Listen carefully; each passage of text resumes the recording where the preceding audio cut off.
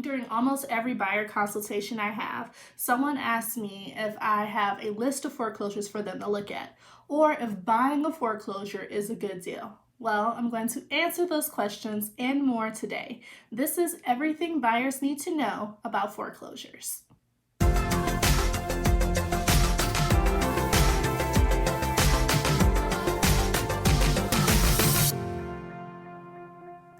So there are a few misconceptions here when buyers are thinking about buying foreclosures. The first one, and I think it's the biggest one that buyers have, is that the home is somehow discounted or a great deal. And that's not always the case. Sure, foreclosed homes can be in great condition, but the price is not somehow discounted just because the home was foreclosed on. And the reason why is because unlike a traditional sale where the buyer is negotiating with a homeowner and you can negotiate pricing and you can probably get yourself a better deal than what they're asking. In a foreclosure, the buyer is negotiating with the bank. And I don't think I need to tell you that the bank is not in the negotiation game.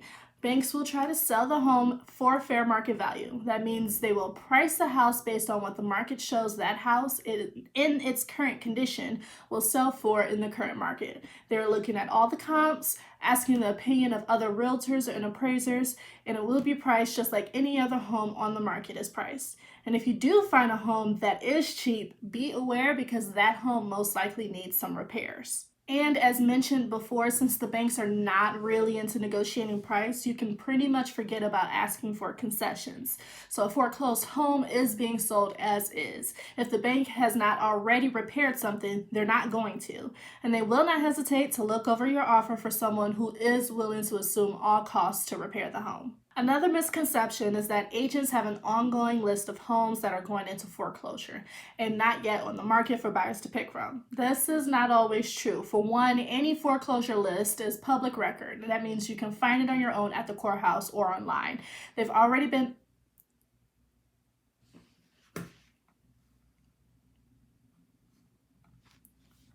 Another misconception is that agents have an ongoing list of homes that are going into foreclosure and not yet on the market for buyers to pick from.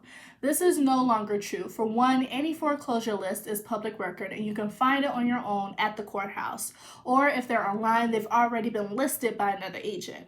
Now, there are some agents who specialize in foreclosures and they have ongoing relationships with banks and are privy to some lists. But if the agent you're currently working with does not already have that relationship in place, don't expect them to get it anytime soon. It takes some time to get that kind of relationship with a bank or an asset manager. Misconception number 3. Buyers put way too much faith in Zillow. If you see a home listed as a pre-foreclosure, don't jump the gun and start calling to figure out how you can put in an offer.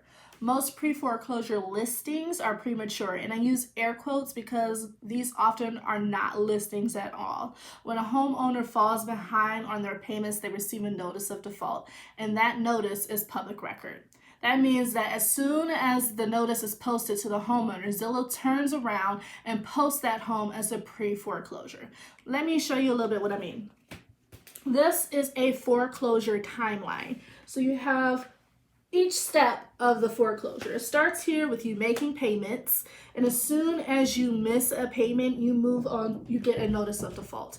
The notice of default is public record. When the bank sends this out, it sends it out to like everyone. It's posted on here in Michigan when we have legal news.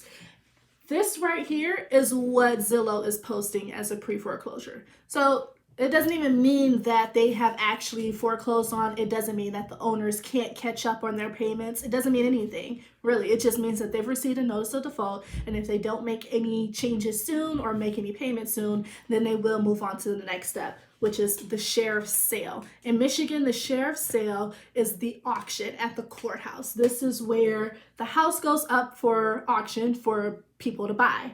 And then after the sheriff's sale, you go into foreclosure. If the home sells at the sheriff's sale, then you'll go into foreclosure. There's some other steps in there too, and I'm not going to go into too much detail. But for right now, what we're talking about, pre-foreclosure, notice of default, this is what Zillow is posting. And so the owner still owns that home and are living in it.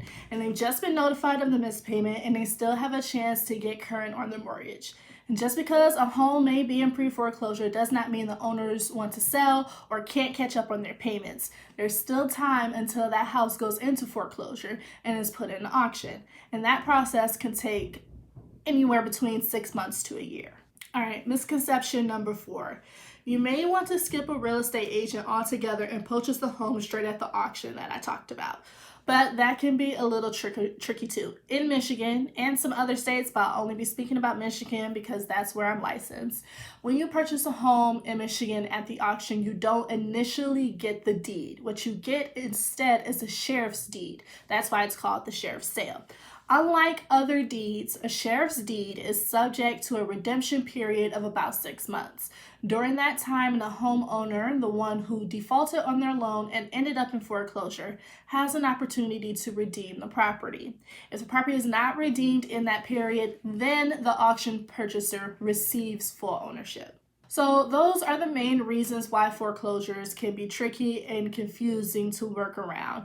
I hope this video was informative and you got something useful out of it. If you have any questions, leave a comment or reach out. Please like this video and hit the subscribe button so you don't miss any posts, and thanks for watching.